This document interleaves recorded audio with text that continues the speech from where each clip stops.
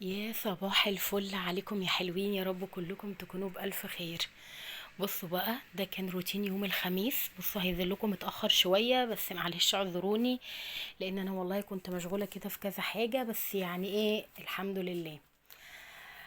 اول حاجة بقى، قمت الصبح بدري جدا الساعة 9 كده، بصيت من البلكونة لقيت السوق كده شغال، وانا كان بصراحة عايزة شوية خضار وعايزة شوية حاجات. ف قلت لا ما بدهاش، دخلت بقى ايه، طلعت كده العباية والطرحة وقلت ايه البس وانزل كده، ويويو نايمة انزل اجيب الحاجة اللي ناقصاني، وبفتح الباب بالراحة قوي عشان هي لو سمعت تكة الباب هتقوم. هي بتشم بس تكة الباب. نزلت بقى جبت بطاطا وجبت بطاطس وجبت بتنجان وبصل وفلفل، وبصوا جبت الحاجات كلها اللي كانت ناقصاني يعني في التلاجة وكده، او الحاجات اللي بحتاجها على طول. يعني كان في حاجات عندي بس بحتاجها على طول، فلما بنزل بجيبها بالمرة. وجبت كمان كوسة. بعد كده بقى ايه، بوريكم هنا ان الشقة الحمد لله كانت نضيفة وزي الفل، يعني كانت فيها حاجات بسيطة قوي عملتها. وفتحت بقى الشبابيك وسويت السراير وظبطت الدنيا زي ما انتم شايفين كده، الدنيا زي الفل. اهم حاجة عندي ان الدنيا تبقى فلة كده زي ما انتم شايفين. وبقى ايه، طافية النور كمان بتاع الركنة، وكنت سايبة يويو قاعدة. وبفتح الشباك بقى ايه، بسيبه بس ايه يهوي الدنيا كده هو والبلكونة، علشان ايه، نجدد الهوا والكلام ده كله. طبعا القناه المفضله بتاعت يو شغاله، اللي هي وناسه دي، بصوا طبعا شفتوا اللي جريت دي. بعد كده بقى طلعت هدوم ليويو، قلت ايه ادخل كده اديها شاور حلو، لان هي كانت خلاص قامت. اديتها بقى شاور وظبطتها وسرحت لها، وطبعا بتتسرح 10 دقايق ربع ساعة بالكتير قوي، يوم ما تبقى عملت معايا واجب وبتبهدل نفسها تاني. بعد كده بقى كان عندي كومة غسيل عايزة تتنشر، فطلعتها من الغسالة. بصراحة كان عندي غسيل كتير قوي. غسلته طلعته من الغسالة، وقلت بقى ايه، انشره يعني ايه علشان اخلص. يعني انا بحب انشر الغسيل لاني بتضايق من لمه ومن نشره والكلام ده كله، فبحب اخلص منه. هنا بقى كنت بفضي كمان الخضار في التربو. عايزه اقول لكم يا بنات، انا بحط عادي البصل مع البطاطس، ولانهم مش بيبوظوا عشان انا بستخدمهم كتير، يعني ما بيقعدوش فتره لحد لما بيبوظوا، لا خالص انا بستخدمهم كتير. انا بقى كنت بوريكم ان انا ايه، نشرت الغسيل. الحمد لله خلصنا المهمه على خير. هنا بقى كنت دخلت اعمل ليويو غدا. تمام، احنا فطرنا وبعدين انا جبت لها خضار.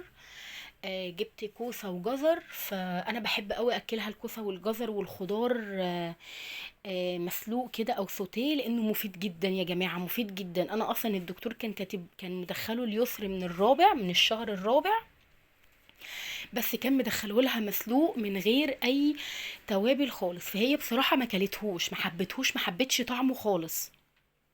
فلما ما شاء الله كبرت وبدأت ان انا ادخل لها توابل، بقيت بقى بعمله لها بطريقه حلوه جدا، بقيت ما شاء الله الله اكبر بتاكله. عايزه اقول لكم ان الاطفال ما شاء الله عليهم بيبقوا عندهم ذوق في الاكل. يعني في طفل ممكن ما يحبش اكل، انت لو دقتي نفسك مش هتحبيه. فهنا بقى كنت قطعت الخضار زي ما انتم شايفين كده مدور، وغسلته كويس وحطيته يتسلق، وحطيت معاه شويه ملح. قلت بقى اروق على نفسي كده بكوبايه قهوه لحد لما الخضار يتسلق. تمام، هنا بقى كان الخضار اتسلق، هعمله بقى بطريقه عايزاكم تركزوا فيها هتعجبكم جدا. بجيب طاسه كده وبحط فيها معلقتين زيت. تمام، انا بحب اعمله بزيت عشان يبقى خفيف. والخضار كان اتسلق فصفيته. طبعا انتي بتقطعي الجزر اقل من الكوسه في السمك، لان الكوسه بتستوي بسرعه، الجزر لا. فتحاولي ان انت تعدلي ما بينهم في التقطيع. تمام، وحطيت هنا شويه فلفل اسمر صغيرين، وحطيت شويه كاري. عايزه اقول لكم الطريقه دي في السوتيه فظيعه، لو انت نفسك عملتيها هتدمني الخضار السوتيه، هيعجبك جدا. غير خالص بقى الخضار المسلوق والكلام ده كله. المهم هنا غديتها بقى، وكان ورانا فرح ونزلت ورحت وجيت والكلام ده كله، حبيت احط لكم المقطع ده. هنا محمد كان صحابه كانوا عازمينه على العشاء يعني بعد الفرح، فوصلني البيت ونزل معاهم، وانا بقى قلت ايه اروق على نفسي كده واعمل لي بقى عشاء حلو كده، اقعد اتعشى واعمل لي كوبايه شاي اشربها بروقان. لان عايزه اقول لكم ان انا جيت من بره، يسر كانت نايمه، نامت على كتف باباها، لان هي لعبت في الفرح لعب رهيب، فضلت تجري وتلعب والكلام ده كله، فرجعت بصوا هلكانه.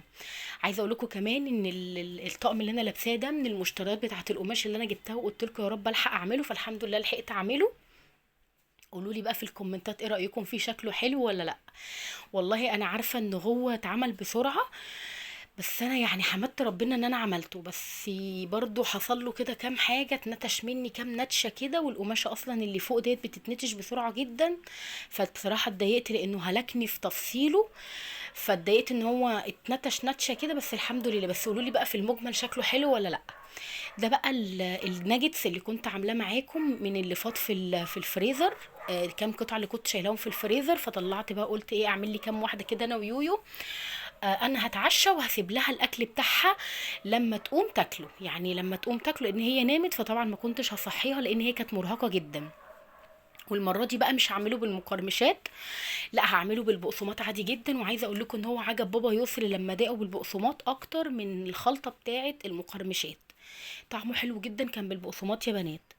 تمام، بحطه في الدقيق زي ما انتم شايفين، وبعد كده بنزل فيه بالميه على طول، وبعدين بطلع بيه بالبقسماط، وبحطه بقى الزيت يكون درجه الحراره بتاعته سخنه والنار وسط علشان يستوي من جوه وما ياخدش لون بس من بره. بصوا بقى، عايزه اقول لكم فظيع.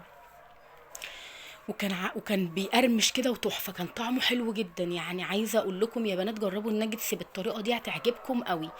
وهنا كمان كنت بحمر لي بقى كام بطاطسايه ناجتس يعني.